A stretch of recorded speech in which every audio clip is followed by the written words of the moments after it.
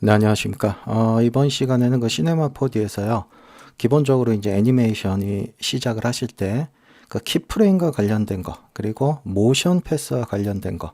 그러니까 뭐 모션 패스를 수정을 한다든지 뭐 이동을 한다든지 이런 것들. 그다음에 키프레임과 관련된 뭐 키프레임의 속성을 바꾼다든지 그런 것들을 좀 살펴볼게요. 기존에 이제 애프터 이펙트 쓰시는 분들은 이제 키프레임과 관련된 내용을 많이 아실 거예요. 그거와 비교해서 한번 보시기 바랍니다.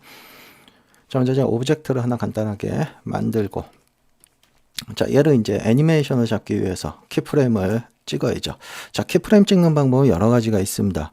기본적으로 내가 원하는 어떤 속성만 키를 찍고자 한다면 이런 것들을 이용하시면 되죠. 예, 옆쪽에 있는 하나의 속성들만 키를 찍는 거.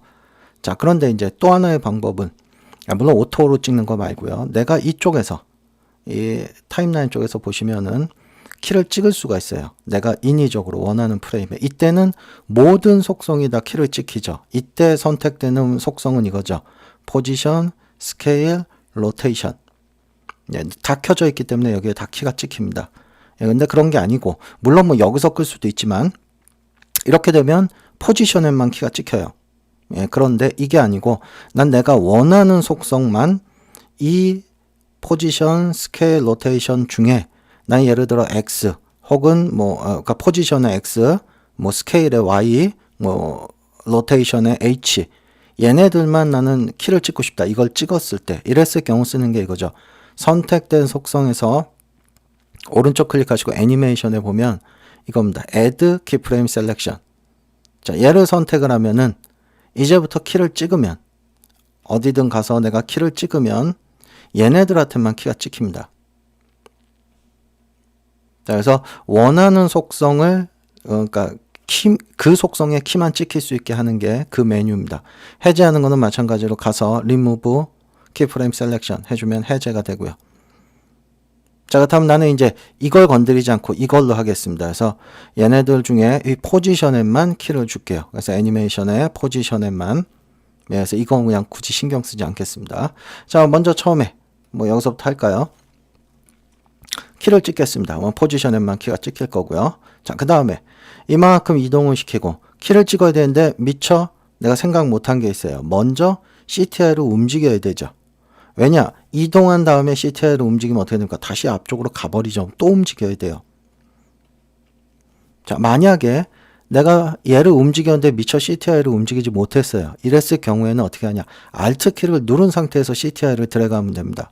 Alt 키를 누른 상태에서. 그러면 위치가 고정이 돼요. 그래서 여기 와서 키를 찍으면 됩니다. 한 번 더 해볼게요.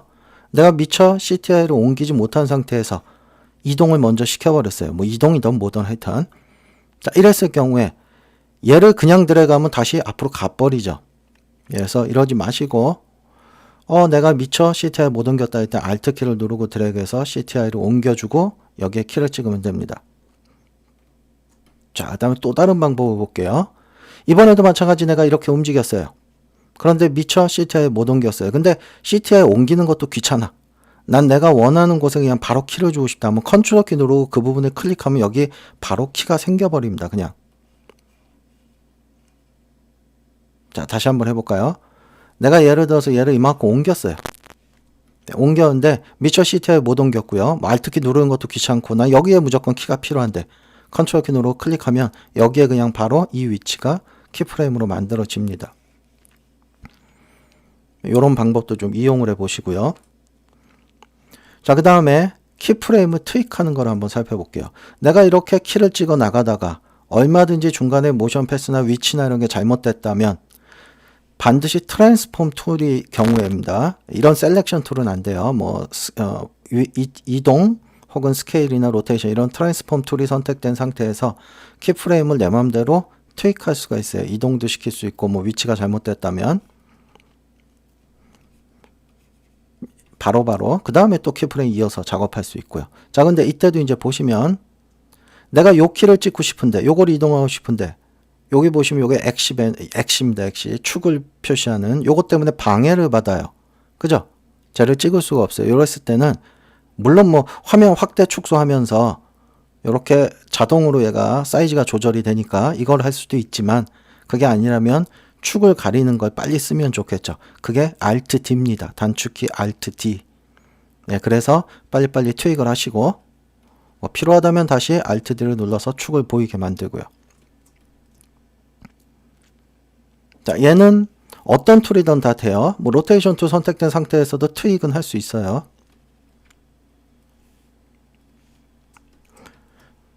자, 그 다음에 이 모션 패스의 속성, 그러니까 모션 패스가 나는 뭐 곡선화 시킨다든지 이걸 조절하고 싶은데 애프터 이펙트나 이런 데서 베지어 곡선을 쓰기 때문에 그런 데서는 핸들이 보이는데 얘는 핸들이 보이질 않아요. 그러다 보니까 곡률을 조절할 수가 없다라고 생각하시는데 그거는 속성이 여러분들이 이제 어떤 속성을 쓰는지에 따라 다르지만 속성을 바꿔야겠죠.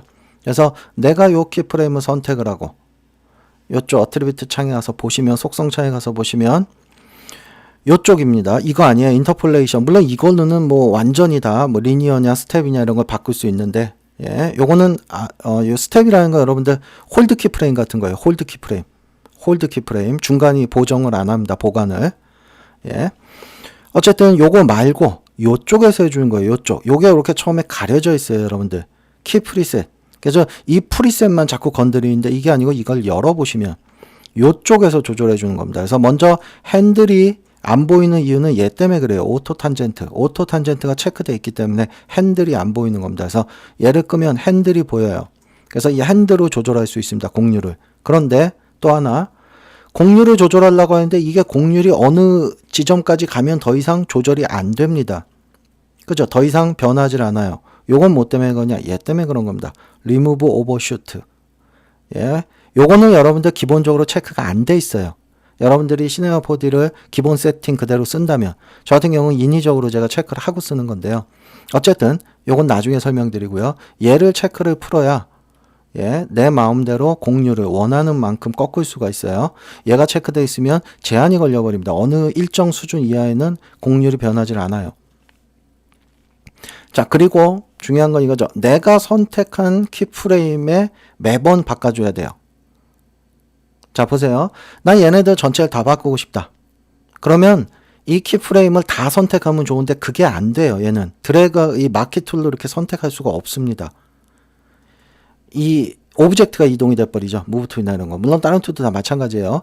이걸 다 선택할 수가 없어요. 쉬프트 누르고 선택해도 안 됩니다. 이거는 어디서 선택하느냐? 요 아래쪽에 보시면 타임 밴드가 있죠. 요 타임라인. 여기서 키프레임을 선택을 해주시는 거예요. 이렇게 원하는 대로.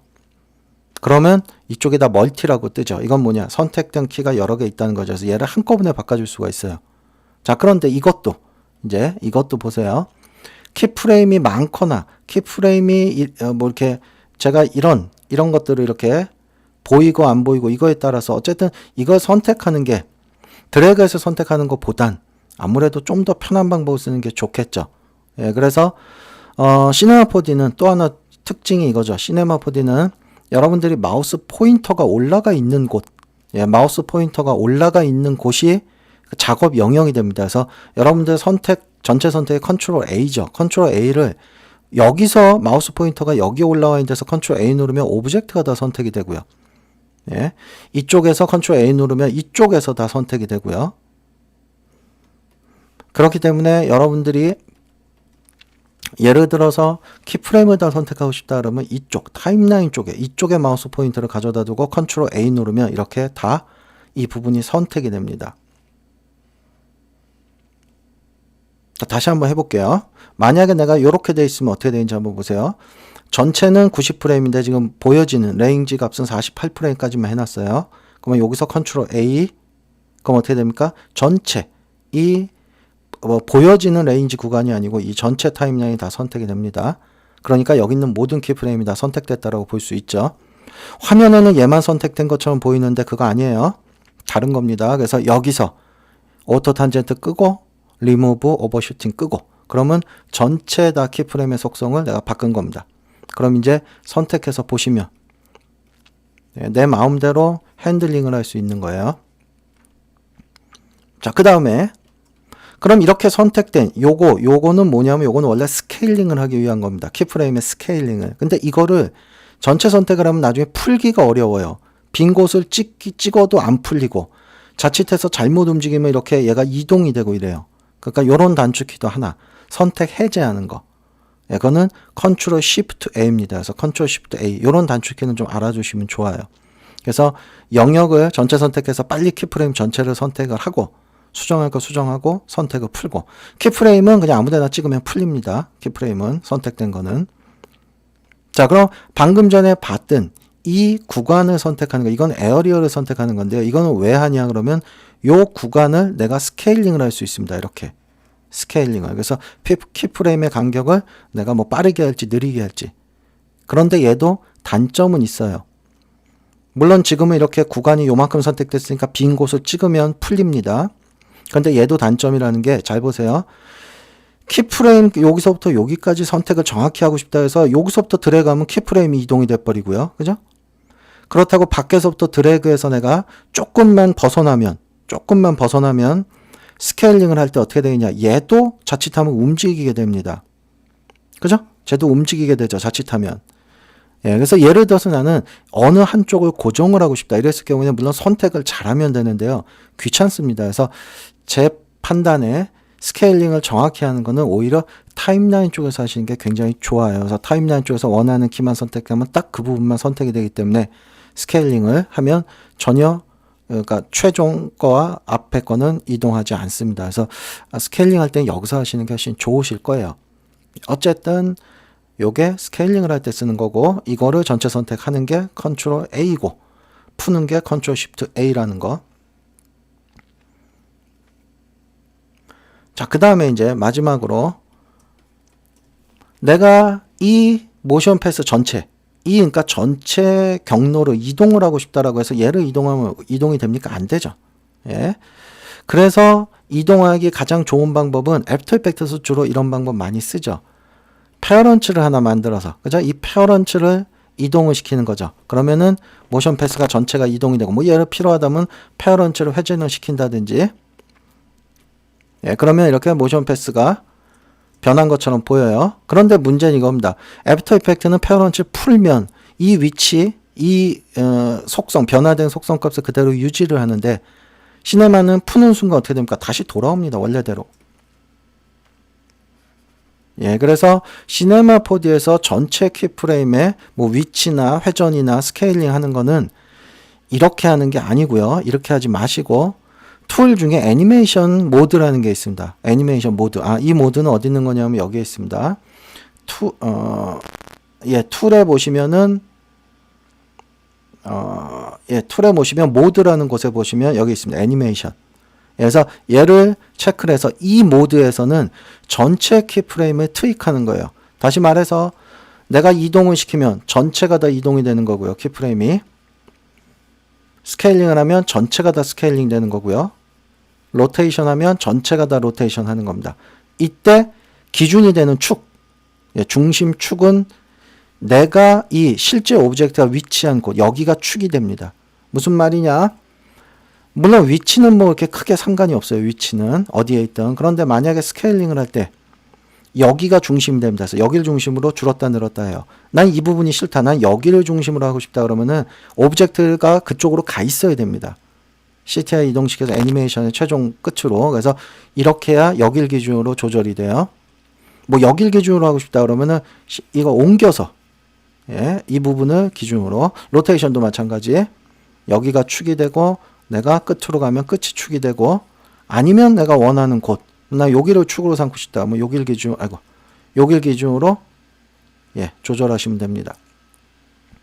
그래서 다 끝났으면 다시 모델 모드나 이런 모드로 와서 작업을 이어나가시면 이렇게 전체적인 모션 패스나 뭐 전체 모션의 어떤 위치나 뭐 사이즈나 아니면 뭐 회전값이나 이런 거를 일괄적으로 조절할 수가 있습니다.